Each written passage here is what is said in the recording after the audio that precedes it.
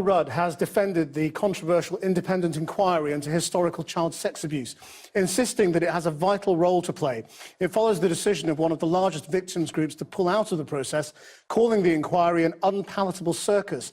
But a panel member of the inquiry has told Channel 4 News they will stay the course. Our Home Affairs correspondent Simon Israel reports. The independent child sex abuse inquiry has lurched from one crisis to another. 2 years, £17 million, 4 chairs, a handful of lawyer resignations and still no public cross-examination of any evidence yet. The Shirley Oaks Survivors Group has had enough, denouncing it as a botch and is withdrawing. We don't trust the situation at this moment in time, and no one can ask us to go forward and give evidence to a situation that you don't trust. But one member of the inquiry's panel responded today in an interview with Channel 4 News by insisting they will stay the course. I have to ask bluntly to start with, isn't this inquiry now in a shambles? Oh, can I reply bluntly to that question? No, it isn't. We're carrying on with our work, and we have been for several months. So the inquiry is not coming to a halt in any way. You spent £17 million, you've lost 3 chair, you've lost a handful of lawyers, and we still haven't had a single public inquiry where evidence is cross-examined. Well, we've got 13 ongoing investigations, and our first public hearing in that sense is going to start at the beginning of next year with child migrants, and that's a very important beginning, and we'll continue to do that throughout the year. And I'm not going to be an apologist for the time that that's taken, but it's very important, of course, that we start our public hearings as soon as possible. Do you want to say sorry to the survivors? Well, I'm very sorry if any of them feel that there are real difficulties with the inquiry, and I want to give them an assurance that absolutely we are determined to carry this important work forward and shine a light on institutional failure. That's our job.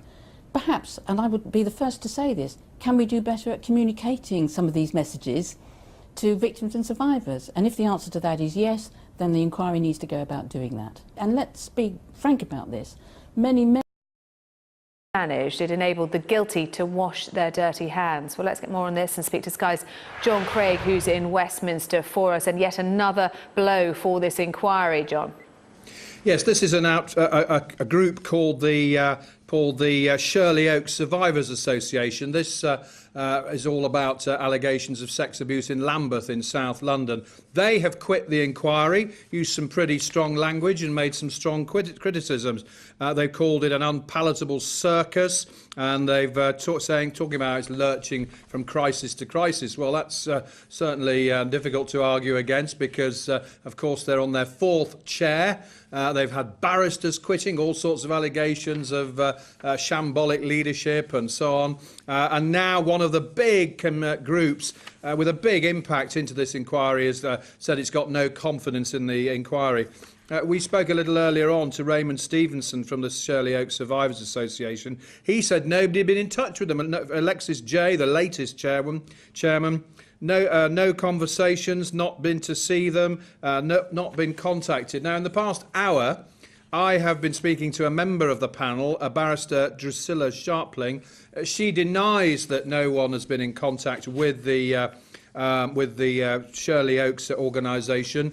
She also has tried to answer some of the criticism, but I detected that she's well aware that things are not going too well and that there have been a lot of serious setbacks.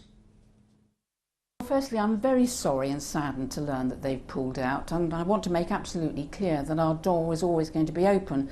But actually, we're working with 7 other organisations and 150 individual victims for our public hearings already.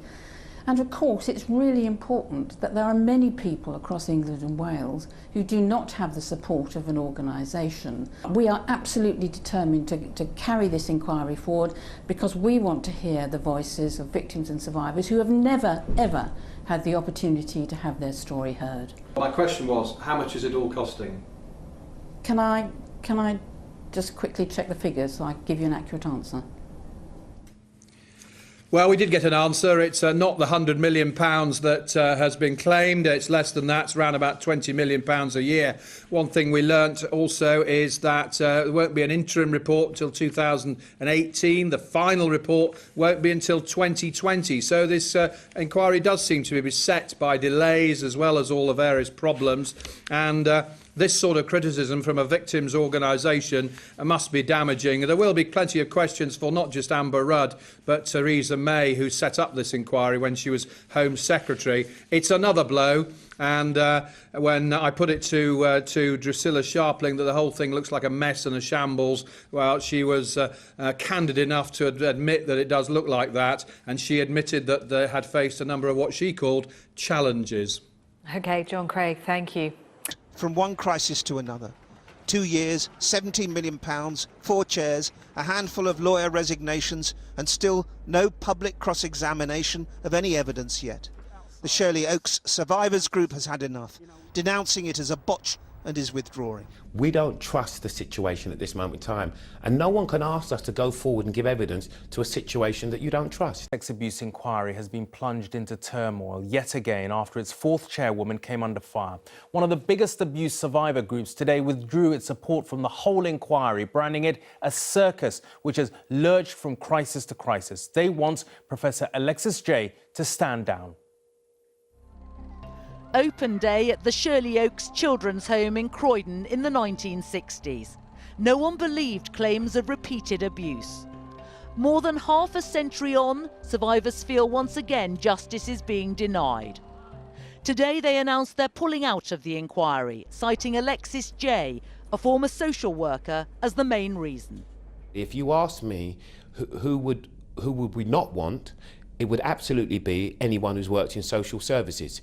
All our children have spent lifetimes trying to tell the social services what was going on, the physical abuse, the sexual abuse, to be consulted that a person who's worked in social services for 30 years was now going to be running an inquiry. It's not acceptable. Is there any head of this inquiry that would make you happy, that you'd be satisfied with? Yeah, the one who's gone. That would be Justice Lowell Goddard. Her decision to quit in August brought claims the inquiry was in crisis. Now the biggest survivors group has pulled out. More chaos on the back of a decision by 3 senior lawyers to leave. But the inquiry says it can still succeed. I don't think it has failed. But of course, I'd be a fool if I didn't say straight away that with the changes of chair and some of the challenges, there have been occasions when it's been difficult to continue in the same speed and alacrity that we want to do it. But we're doing that now, and we will continue to do it. Joni Cameron Blair was instrumental in bringing to light allegations of abuse at this former children's home in Nottingham. As a 15-year-old, she was a victim at Beechwood. Today, she's furious that the child sex abuse inquiry could now be in jeopardy. I've worked for far too long. I've suffered for far too many years to expose this, and I am absolutely determined to get to the truth. And I wish for this inquiry to continue and to get its skates on here in Nottingham and its Shire. Shirley Oaks survivors insist they don't want to destroy the inquiry, but say the current model will never work.